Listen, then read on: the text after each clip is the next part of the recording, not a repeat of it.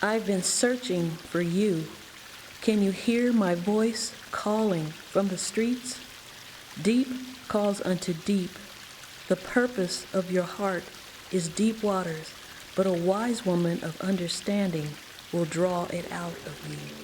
Come, drink from the fountain of wisdom, for my treasures are more valuable than rubies or gold. For I give long life, honor, and you receive favor from the Most High God. I've been waiting for you. I'm Judah Jackson, the host and content creator for Wise Woman's Wisdom. Last week, I made the first commentary about the Sean Diddy Combs sex abuse allegations. And it was taking a look at it through spiritual lenses of what could have happened, what might have happened, and some prevention if something like this has happened. So if you want to see that, be sure to check out that video. The topic today is the gift of suffering. I have learned that suffering always brings a gift. And the gift is much more substantial than the thing or event that's caused the suffering. God said He will give you beauty for ashes. Ashes is what's left over after something that has burned it, consumed it, just remnants, but He can make it beautiful. He said all will work toward the good that those that love Him are called according to His purpose. So here's some people's lives that's a testimony of that. We can start out simpler, then go more profound. One is a little boy. When he was born, he had respiratory problems, asthma, and so he couldn't go outside. He's from the East Coast, I think New York, but anyway, so he would often look out the window and watch all the kids playing, and he couldn't go out and play, so he usually watched TV, and his mother, to try to compensate for a lot of that fun that he missed, would take him to the cinema. That little boy grew up to be Martin Scorsese's, arguably one of the greatest directors of all time. Or many comedians, like Carol Burnett, she's one of my all-time favorites. She grew up in a household that there was alcoholics there. There was a lot of verbal abuse, and I don't remember now, but it might have been physical abuse. But anyway, she suffered a lot growing up. But the wonderful gift of humor was given to her. Richard Pryor, another comedian. He lived in his grandmother's brothel, seen a lot of abuse. He was sexually molested. But just the wonderful gift of humor God gave him. And so, even more so, something even more dramatic, looking at the gift that suffering brings. The Adam Walsh, it's called Code Adam for the Missing and Exploited Children. That was birthed out of a horrible, horrible event. His 6-year-old son, Adam, was murdered, brutally murdered. And he started that nonprofit agency to find and save these kids. And that's been close to 40 years ago when he started this Adam Walsh, his father, John Walsh. And in those 40 years, they have rescued 426,000 children, almost 500,000. Now there was 5 million reports of missing children, so there's a lot of work to do. But imagine just that one agency, 500,000 children in 40 years. Phenomenal. So when you look at your life and your suffering, and sometimes when it's immediate grief, you can't see it. But once the grief comes to a point of healing, and if you look for it, you will find the gift. And some wisdom about suffering to learn is, it's a common question: why do good things happen to why do bad things happen to good people? Well, first you have to know that compared to God, none is good. And also that when people don't all have the same rank. The system set up on this earth, as in the Lord's Prayer, is on earth as it is in heaven. Earth was created to mirror heaven. And again, a lot of it is a misalignment because of sin. But there is ranking in heaven. Every angel is not the same. There are guardian angels, there's archangels, there's dominions, thrones, powers, virtues, seraphim, and cherubim. These are hierarchy. They're not all the same level. And when I just learned this year, that's the same with people. We don't have all the same ranking. And oftentimes God requires different things of people with different rankings. And sometimes his best soldiers suffer more. But he's equipped them to deal with it.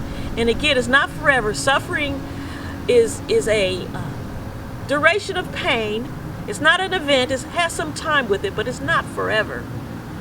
But understand, sometimes it's because you're chosen. Many are called, but the chosen are few. And if you look at the ultimate example is Jesus. He was born to die. He was born to sacrifice himself for all humanity. And when you realize that the Trinity consists of the Father, the Son, and the Holy Spirit, 3 in 1, it's very profound, the Trinity. We don't understand it all, but the fact is, because part of the Trinity is God, he sacrificed himself for us. And that's so profound. But again, you look at your life now. For my other Wise Woman's Wisdom, we're looking at how to discover your divine mission.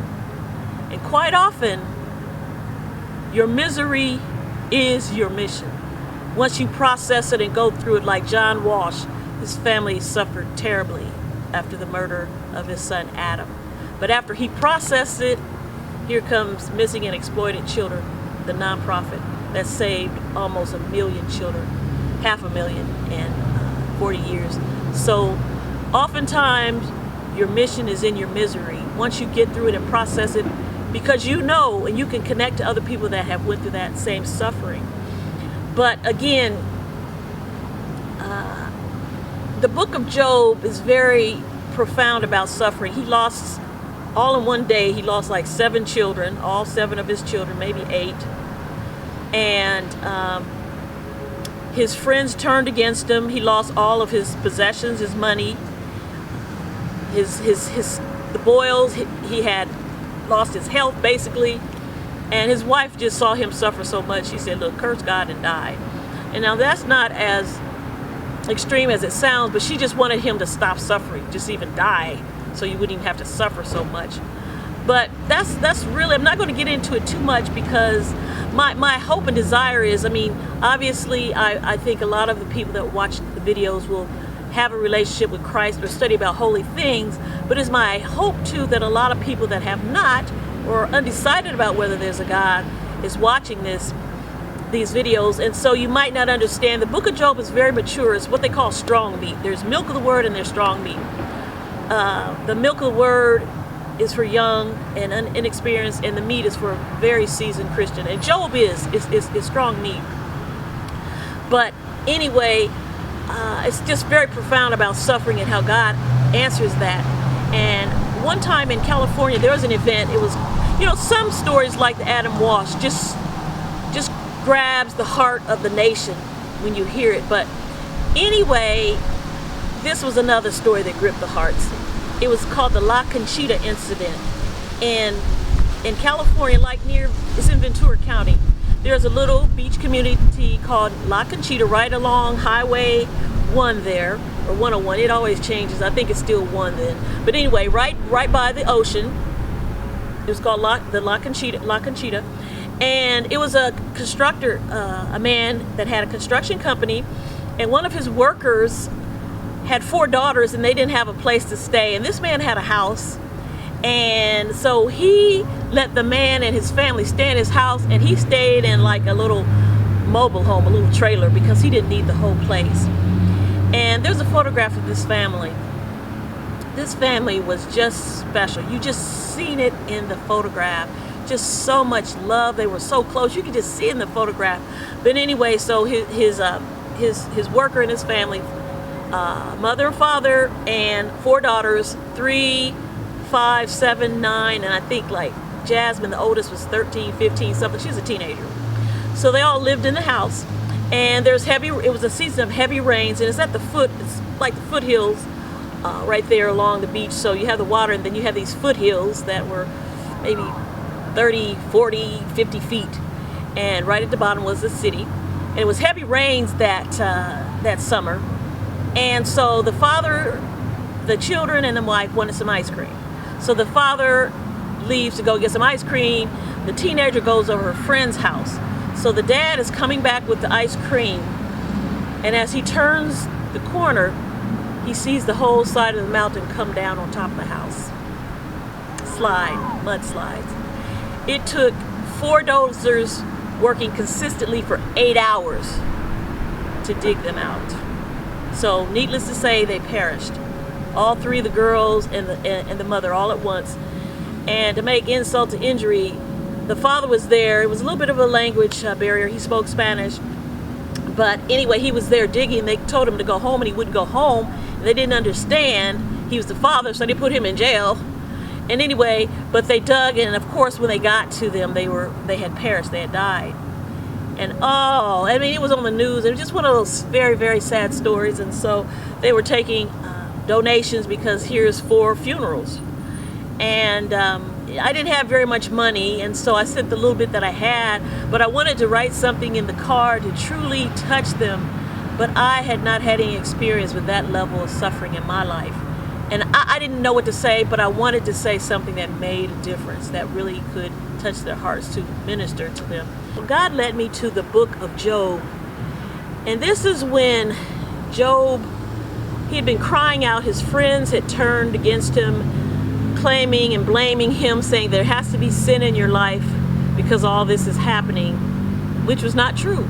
Job was a good, righteous man. It wasn't because of that, but he was suffering greatly. So this is when God is crying out to Job. Then out of a whirlwind, God answers him about his suffering and sorrow. And the first question is, God says, have you considered the wind?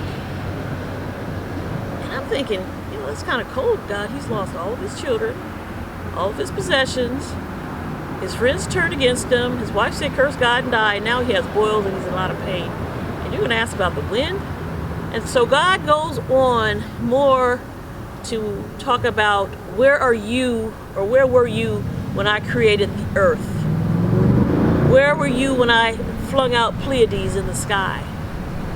Where were you when I created the oceans and I put the water on the earth and I told it to stop at the shore or the surface, and it stopped?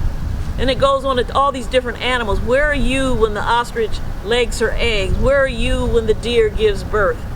And so as he asked more questions, you think about the answers. I understood God was trying to magnify who he was in his mind, to open it up and let him see who God is, because God showed me that asking why when you suffer or tragedy happens, it will never take away the pain. Because God could actually tell you why. But is it going to stop your pain? No. God showed me that asking who he is and how is the question that is going to heal and bring peace to your soul. Because when you see God, the answer is, if God is magnified, everything else bows and looks smaller. When you know the one that created life, if you lost somebody, they're not lost. He can give the life back, and the other side in heaven, he knows all. He can help you get through it. But when God is magnified, again, you have to think of this magnificent being, that he's there and he's still in control, asking who God is. And so all those questions make you think, what being can put Pleiades in the sky? What being can be there when the deers give birth? What being has created all these animals? He talked about some that had great strength and and it magnifies God in your mind. So when you realize who God is, even the sorrow and the grief will bow. And so that's the lesson that he showed me. And then I wrote something in Jimmy and Jasmine, they were the only ones that survived, the family. I wrote something in the card about that, and I pray that it brought them some peace. But suffering is common to all of mankind. And one of the things I do want to point out again, being chosen, often the chosen suffer more because they're prepared for something. Look at Moses. It took Moses 80 years to become a deliverer. And sometimes when you look around and other people aren't dealing with what you're dealing with, or you're dealing with it over a long period of time, just different things, quite often you're chosen. And that suffering, Romans 8:28 says, all works toward the good of those that love God and are called according to his purpose, is going to be used for your benefit. Again, think of the Adam Walsh and the John Walsh incident there. It will be used for your good, and it will produce more than you ever thought possible. And one word before I close, I just want to talk about the current season that we're in. God, just let me be aware of what is happening right now. His people, especially his chosen people, he is finishing the refining process. We're going through the final stage. Imagine if you create pottery, you shape it, you mold it, you create it, you get it just perfect. Then you put a layer of, if you choose to, a layer of glaze on it. And then what? You put it in the oven. And ovens can be between 1700 and for porcelain up to 2600 degrees, intense heat. But when you bring it out, depending on the type of glaze you use, usually there's a shiny surface that reflects light. We are going through the final presses. I know a lot of you are thinking, one more thing, I can't take it, God. One more thing, not one more thing. It's just going to be the straw that breaks the camel's back. But he's finishing us. It's the final step. And when we come out of that heat, intense heat, it's intense now, everything going wrong. But you're going to reflect the image of God. So we're one step away from breakthrough. Don't give up, family. We're one step away. So the quote for today is Isaiah 61:3. To appoint to them that mourn in Zion, to give unto them beauty for ashes, the oil of joy for mourning, the garment of praise for the spirit of heaviness or depression, that they might be called the trees of righteousness, the planting of the Lord, that they might be glorified. Until we meet again, go with love.